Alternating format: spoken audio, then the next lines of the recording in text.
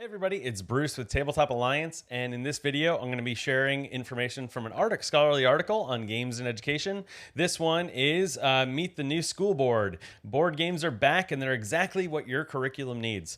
And so, if you are interested in this kind of content or utilizing games for educational purposes, we are a nonprofit that is here to equip educators and community leaders. So may it be an after-school program, a foster youth program, etc.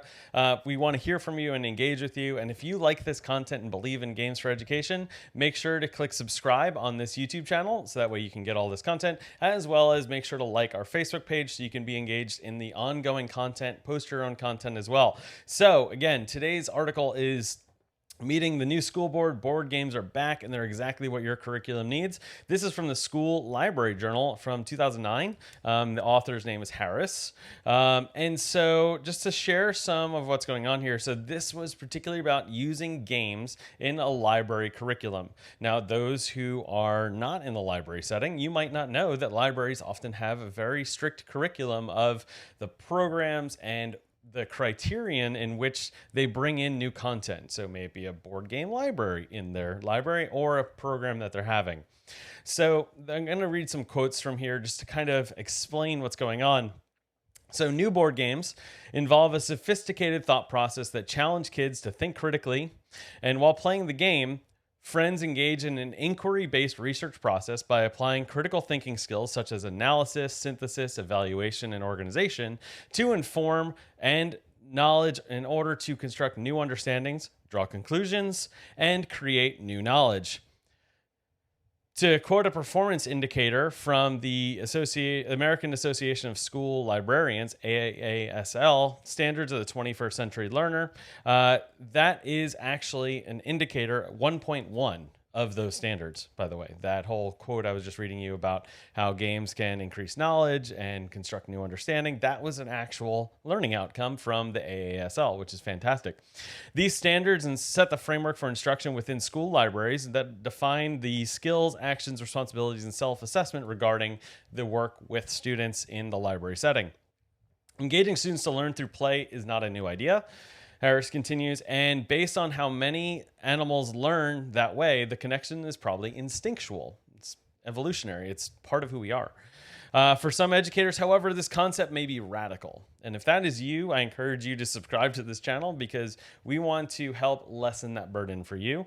But with that being potentially radical, the notion they threaten to topple the walls of the carefully constructed success that you've already had or that somebody has already had. So there's a fear in the unknown, right? There's a fear in change. And so this article was really designed to lessen that burden and showcase how these things are not something new. It is something that is going to be good for you. It's something that's going to work. So that's fantastic.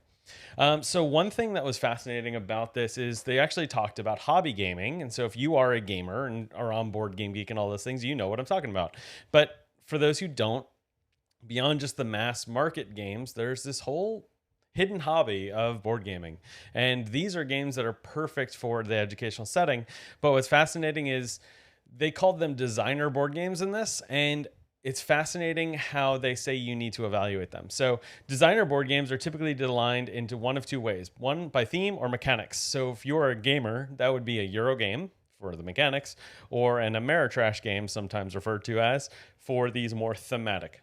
I don't always use that term, but that might be something that you're familiar with. For example, the game Amun-Re by Rio Grande Games is a game that's set in Egypt, a place that I've personally traveled and lived. I lived outside of Cairo for a while.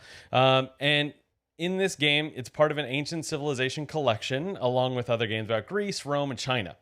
It's a perfect game for middle schoolers, according to this author, in terms of the mechanics. Amun-Re is an auction game. Players bid to control various provinces along the Nile to provide an assortment of benefits. As a student gets caught up in this theme, they're provided with a healthy dose of contextual information that can serve it as an anchor for learning. They also become familiar with the vocabulary, ideas, concepts related to this ancient civilization and are better prepared to learn and retain information that may be presented later. Now, if you want students to get into them, it's critical though that you provide real games.